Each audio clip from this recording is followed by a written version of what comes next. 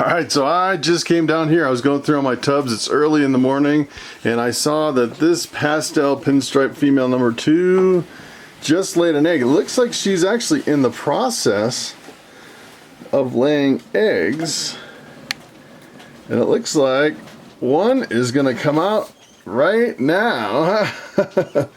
We'll see if we can watch the egg come out without disturbing her too much.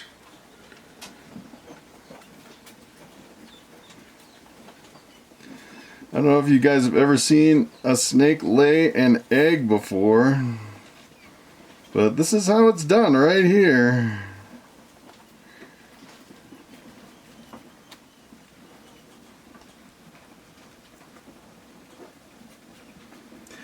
I think I've only ever seen this once before.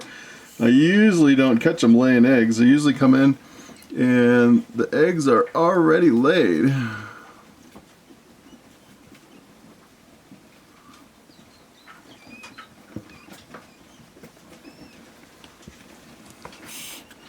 She's not happy. She is hissing.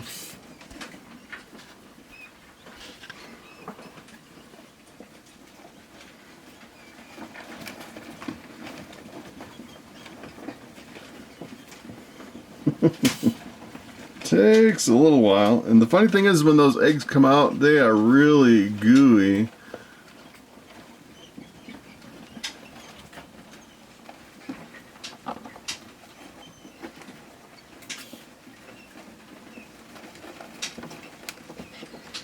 She's not a happy camper that I'm watching her do this.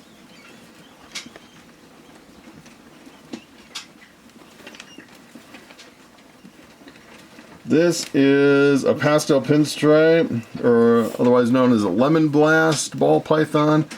And I'm going to have to look at my pairing to see exactly what I paired this with. That's as fresh of an egg as you can get right there.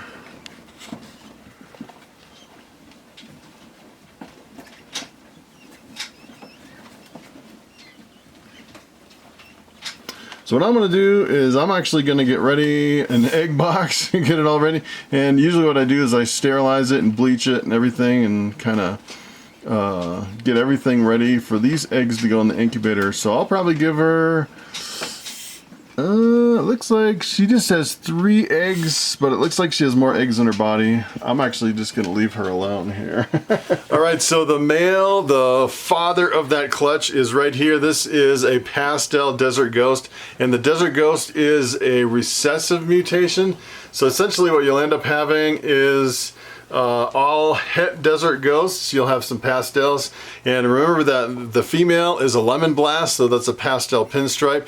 We should have some pastels, some super pastels, some pinstripes, and some lemon blasts that will all be 100% het desert ghost.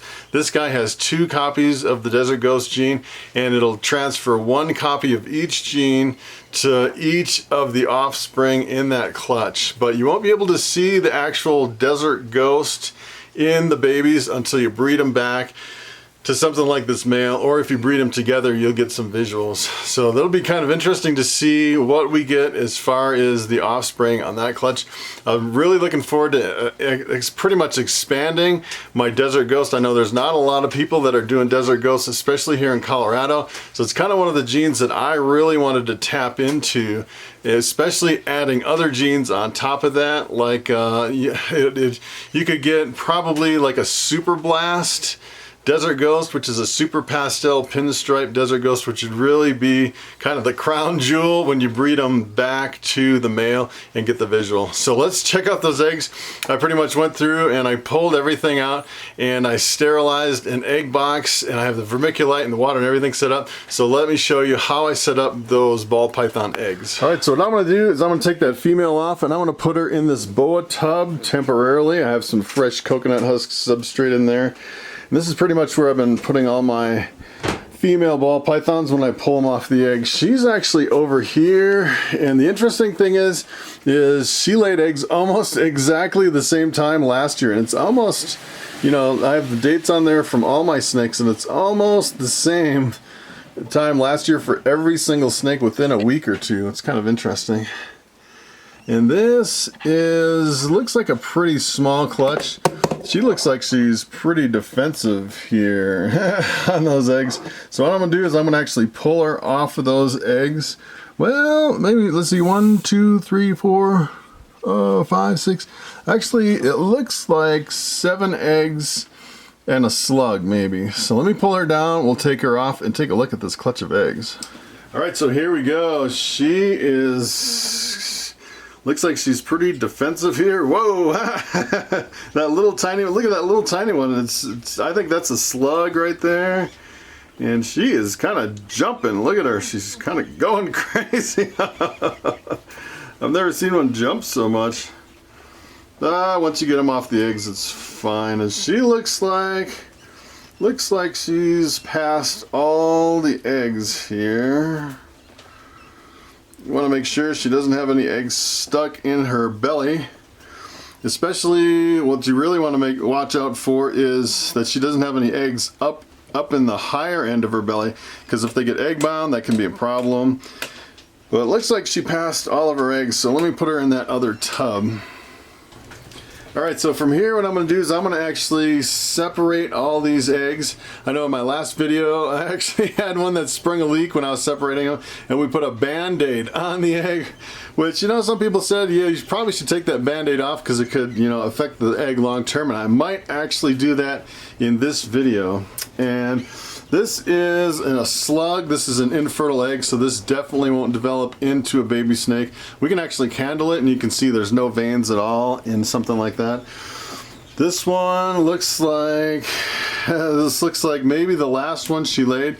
It is really goopy and soft. It's almost kind of sticky. It's kind of weird, kind of tacky. And then these right here, what I'm gonna do is I'm gonna separate these. These are all beautiful, fertile ball python eggs. And let's see.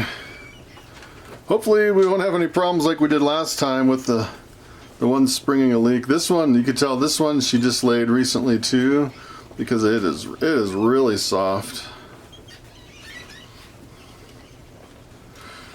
And it almost makes me nervous, especially after that leak that I had last time. It's weird when they lay them, they're really adhesive. They kind of just all stick together.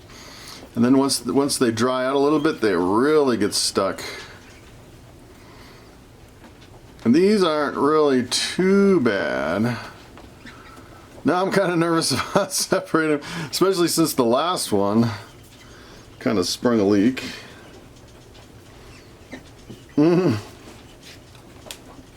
These are really nice pearly white eggs.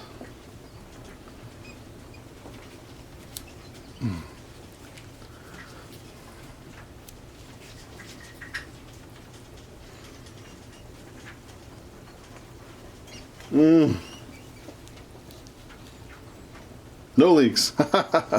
Whew. Yeah, the more I do this, the more it makes me even more nervous. You know, I've done hundreds and hundreds of eggs like this, separated them, and never had a problem until that last batch. Knock on wood. People are saying, yeah, it leaks because you didn't knock on wood when you said that. Alright. And what I like to do is kind of go from all different angles like this. So you're not kind of stressing out one particular spot. Like that. And then from here what I'm going to do is candle them and mark them with the Sharpie as far as getting the embryos on the right side. Alright, so let's take a look at the slug first. The slug is definitely clear. No embryo, no veins or anything on that egg. There's nothing. So it's definitely a non-fertile egg. And the rest of them, you should definitely see an embryo. So take a look at this one. This is the embryo right here, the circle, and it kind of jiggles a little bit. What I want to do is I want to mark right on top here where the embryo is. And when you incubate them, you always want the embryo facing up. They say you get a better hatch rate with the embryo facing up. This one's kind of hard to see the circle. It doesn't really have a circle around it, but you can see it's kind of jiggling in there. So that is definitely the embryo right there. This one's really goopy. And when they're first laid, you can really see into the egg a lot better. So you can definitely see in that egg a lot better than the other ones.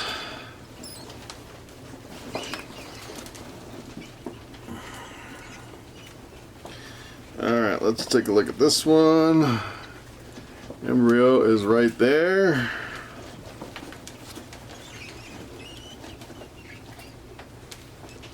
And this one is right here.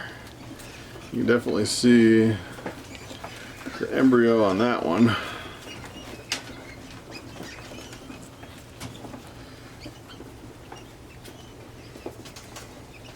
Got 2 more to go. This one is very obvious. Look at that one.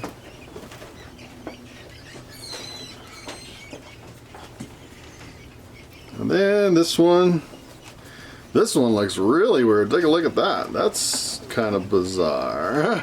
I don't think I've ever seen one quite like that. This one looks like one of the ones that she just laid. Alright, then from here what I'm going to do is I'm going to actually add 50-50 by weight water and vermiculite. I have some water here that I heated to 90 degrees.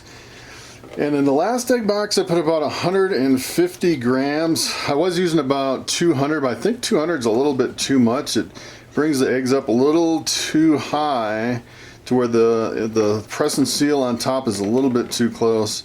So this time I'm going to go for this is 152 grams of water, which is close enough. And then you want exactly 152 of vermiculite. And this is let me show you the vermiculite I use. This is the stuff, it's really like a fine grained vermiculite, and it usually takes about 50 grams per 16 ounces. Just because I've done this so many times, I know exactly how much it weighs. So this is, let's see, 147, 150.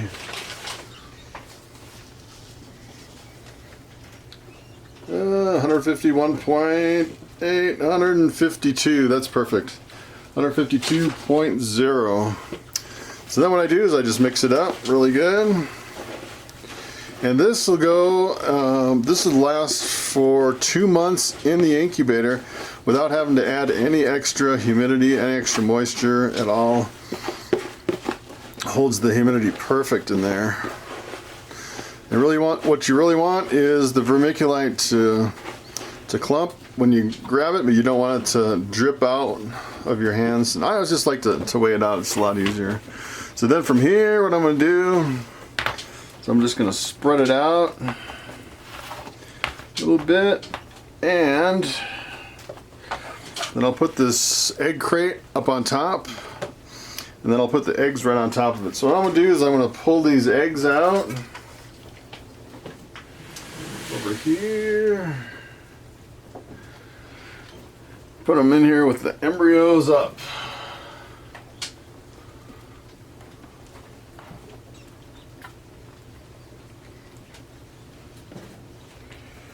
Alright, so as far as kind of organizing these in the egg box, I kind of do kind of like a wedge pattern, just kind of wedge them together.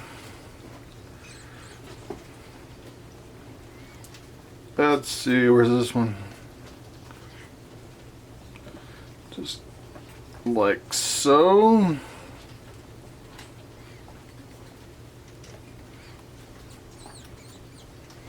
Pretty much just like that. It's perfect.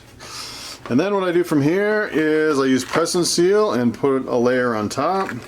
That holds in the moisture, but it lets them breathe. See if I can get this started.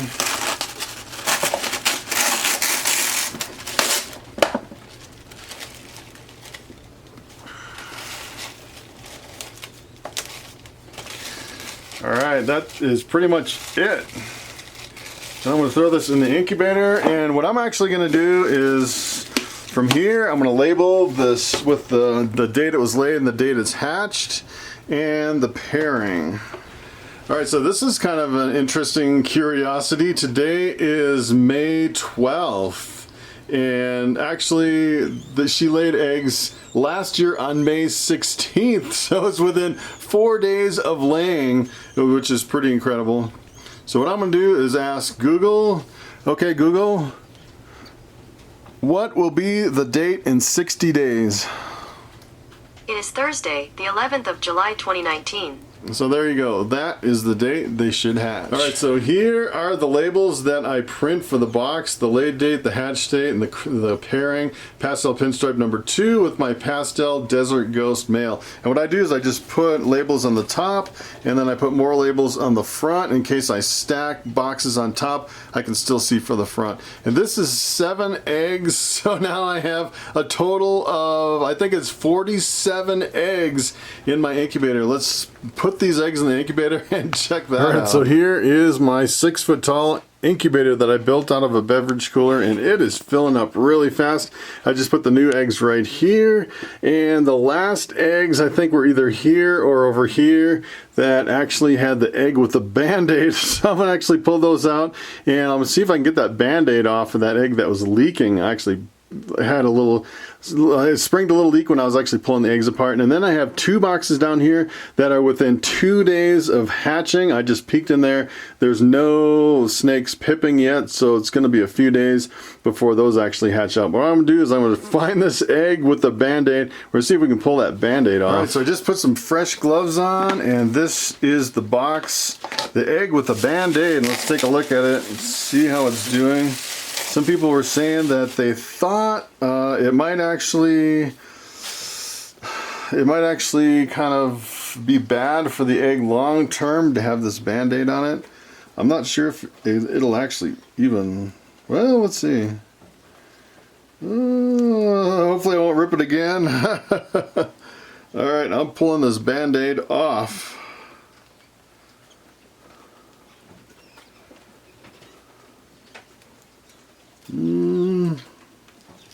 I don't want to make another hole.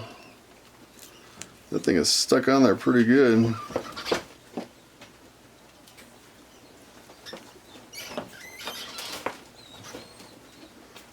There we go. Looks like it actually worked. All right. That was pretty painless. Hopefully that egg will be okay. As a matter of fact, I might mark that egg. Maybe we'll put another X on it. So we know that was the egg that had the band-aid.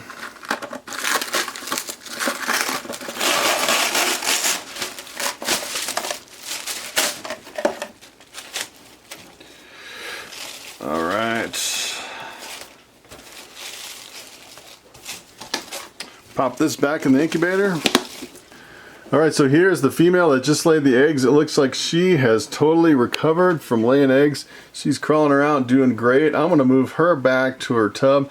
They don't really do well long-term in a big enclosure like this.